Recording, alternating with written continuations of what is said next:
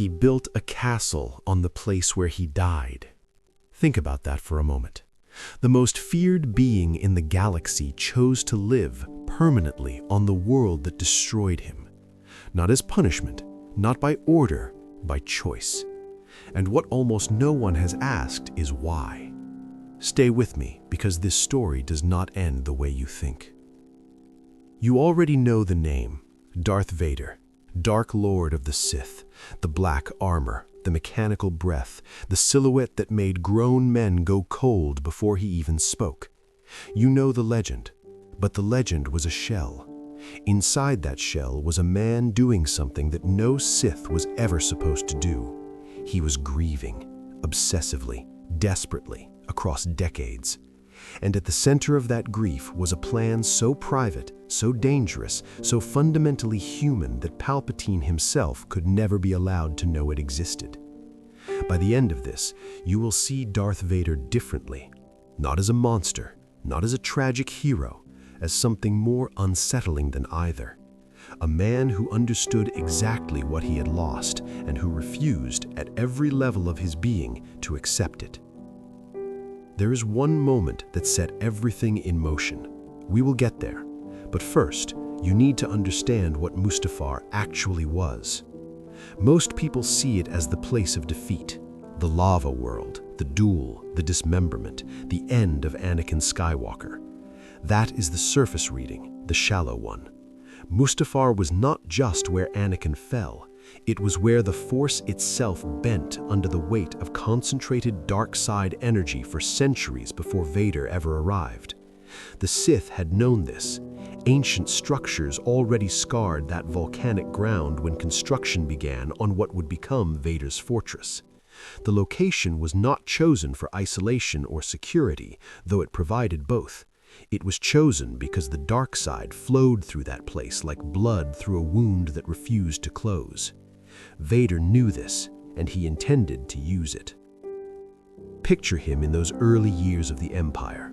The war is over, the Jedi are ash, the galaxy kneels, and the man inside the armor stands on the edge of a cooling lava flow, alone in the one place in the universe that should have been unbearable to him, and he begins to build. The sound of machinery echoes across the volcanic plains. Heat that would kill an unprotected human in minutes presses against black durasteel. Every breath inside that suit is a mechanical event, measured, regulated, relentless. The sound of a man being kept alive by engineering rather than biology. He cannot smell the sulfur. He cannot feel the heat on his skin. He has not felt anything on his skin in a very long time. What did he feel instead?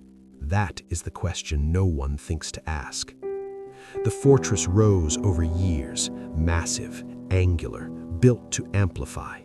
The designer, an architect named Alva, working from Vader's own specifications, embedded within the structure a pathway. Not a corridor, not a throne room, a mechanism. The fortress itself was a machine for interacting with the Force, specifically with a wound in the Force that sat beneath Mustafar like a fault line waiting to crack open. Vader intended to open it, and through it, he believed he could reach the dead. Here is what almost no one knows. He tried. He actually tried. In the canonical Vader Immortal storyline, Vader pursued an ancient Sith artifact and a method known to the old Sith Lords, a way of using the dark side not simply to extend life, but to pull life backward across the threshold of death itself. This was not metaphor. This was not spiritual longing dressed up in mythology. He was attempting a literal resurrection. The target was Padme Amidala, his wife. The woman he had killed with his own hands, his own rage, his own fear on the very same world where he now lived. Let that land. He murdered her. The Force itself told him so in his first conscious moment inside the suit, Palpatine's words cutting through the anesthetic fog. She was dead.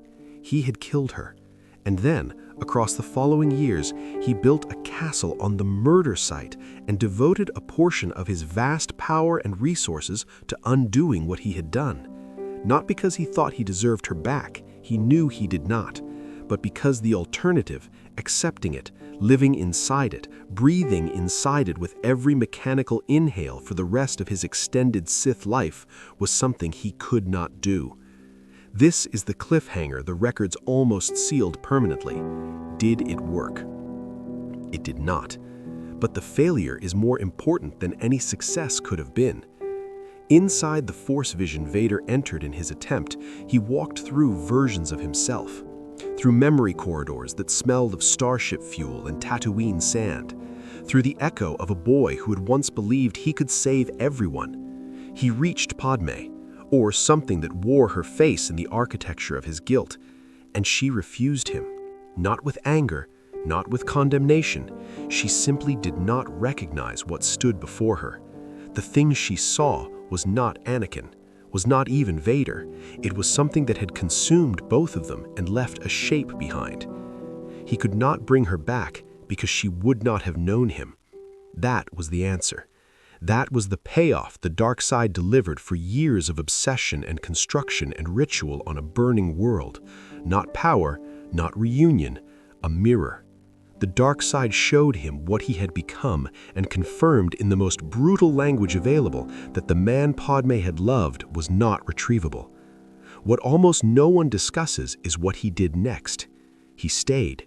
He did not abandon the fortress, did not turn from Mustafar, did not redirect that grief into something else. He folded it inward and kept serving the Emperor, kept commanding fleets, kept eliminating Jedi, kept breathing in that suit, one mechanical breath at a time, on a planet that had given him nothing but confirmation of his loss. Because that is what a certain kind of man does. You may know the feeling, not in a suit on a lava world, but in an office, in a house, in a life that continued after something inside it ended. The place you should have left, but did not leave. The decision you revisited so many times it became a room you lived in. Vader built that room out of volcanic rock and dark side energy and called it a fortress. Most men build it out of silence.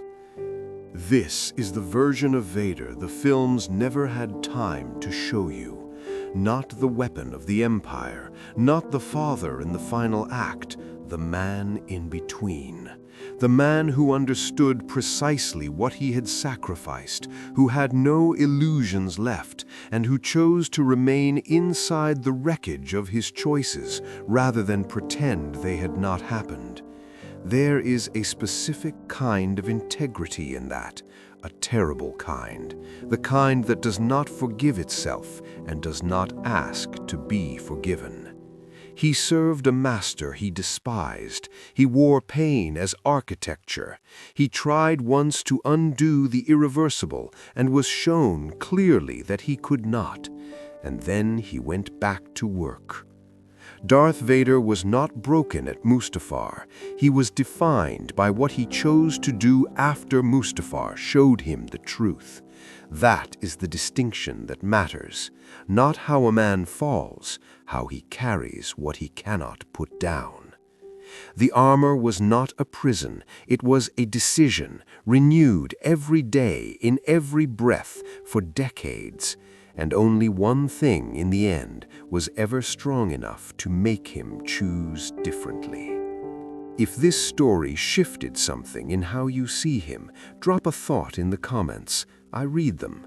And if you want to go deeper into the man behind the myth, the next video takes us somewhere even darker. Do not miss it.